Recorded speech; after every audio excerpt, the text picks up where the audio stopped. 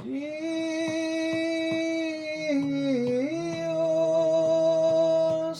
ay guni-gunin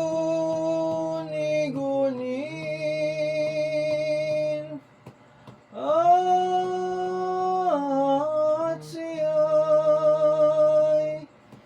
nilay-nilayin, la la la la la la. Diyos ay nilay-nilayin ng taong nagugupiling Jerusalem, Jerusalem, kung ikaw man ay nahihimbing, loob mo ay iyong bukawin. Jerusalem, Jerusalem, kung ikaw man ay nahihimbing, loob mo ay iyong pukawin.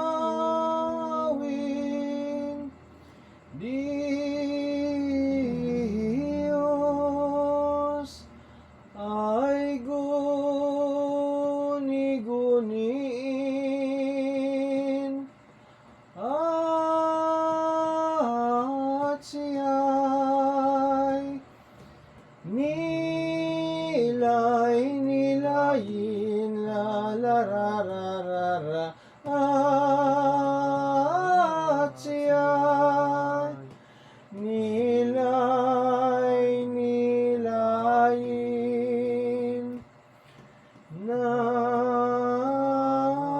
taong nagugupiling.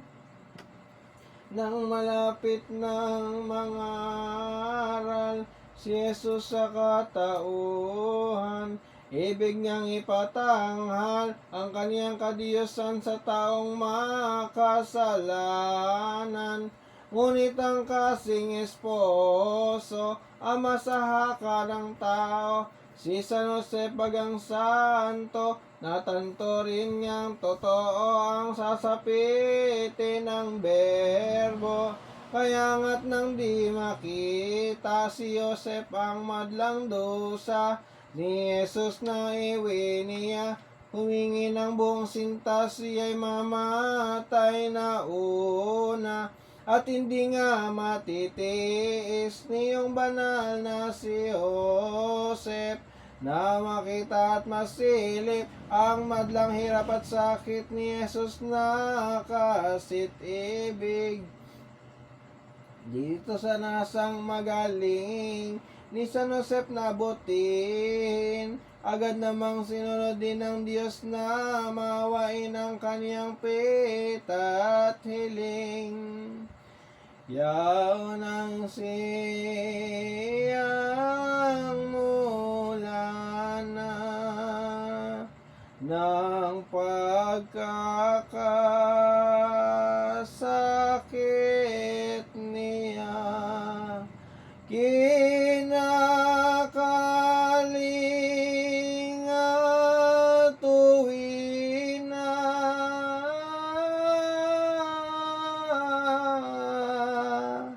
ni Jesus at ni Maria.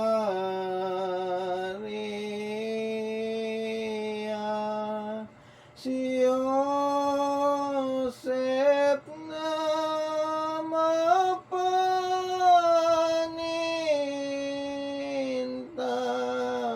si Joseph na mapaninta.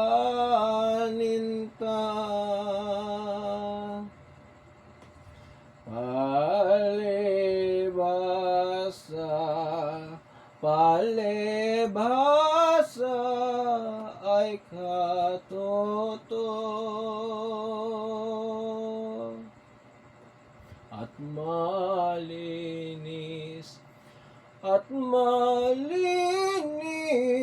na esposo.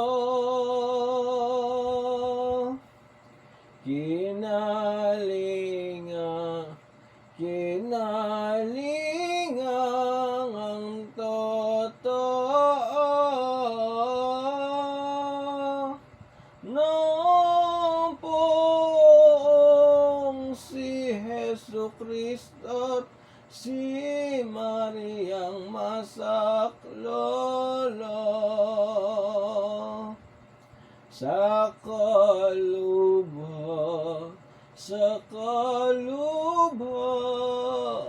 di hamak ng sakit nitong mapalad, di nainib sanang lagnat.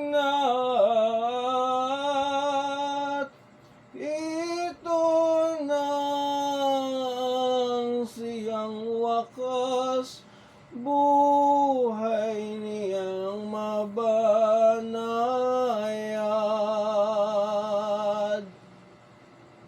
Di siya hiniwalayan nitong mag-inang timtiman. Ang alagay matibay sa kaniyang pagkaratay hanggang sa napatdang buhay.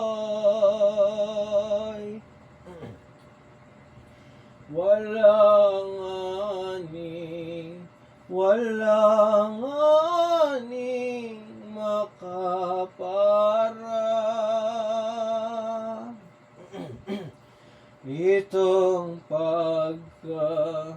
Itong pagkamatay niya, daig ang santong lahat na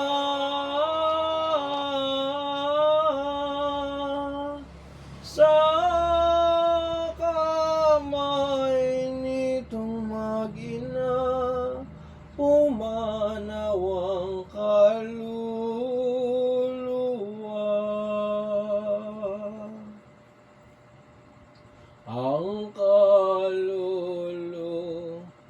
Ang kaluluwang marikit nitong timtim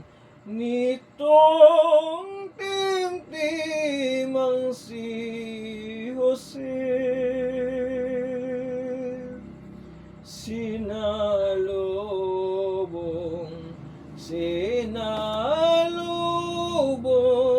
ng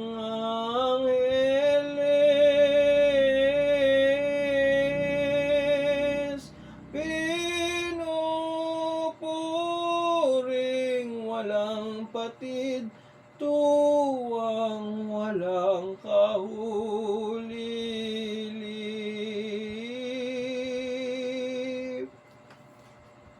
at kanilang inilagay sa senong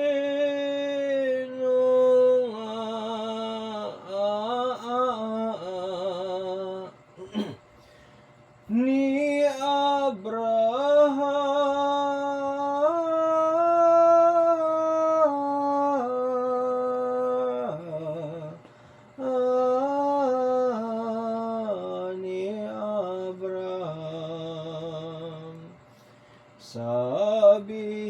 ng katuwaan.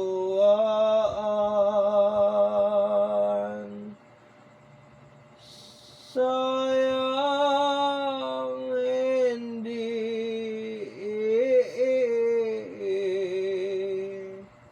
ano lamang,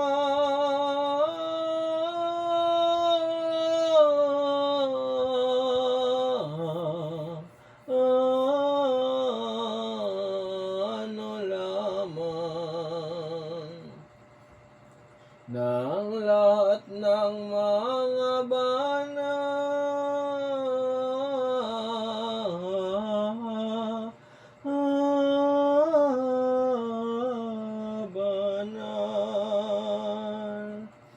Si Joseph ang unang-una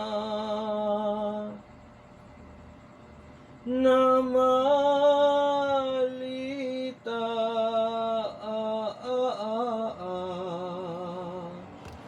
ang talaga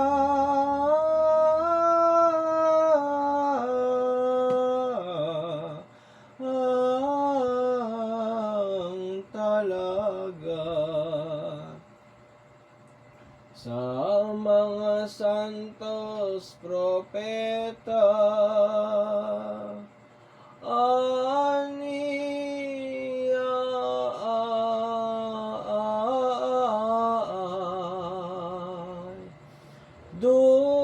dumating na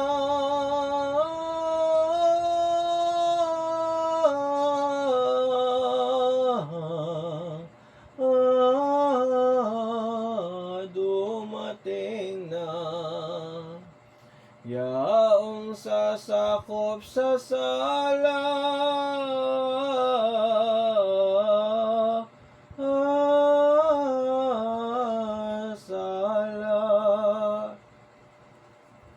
dito nga napagnilay lubos na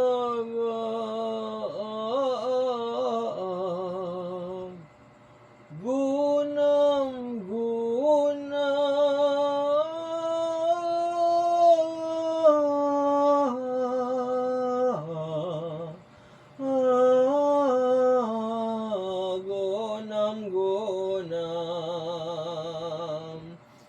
di na lubang mababalam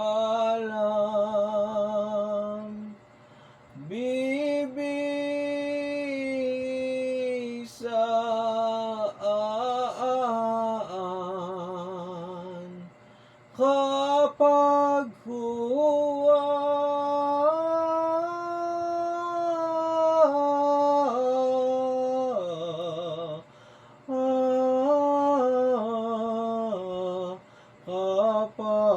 kapagkuwan ang kanilang kahirapan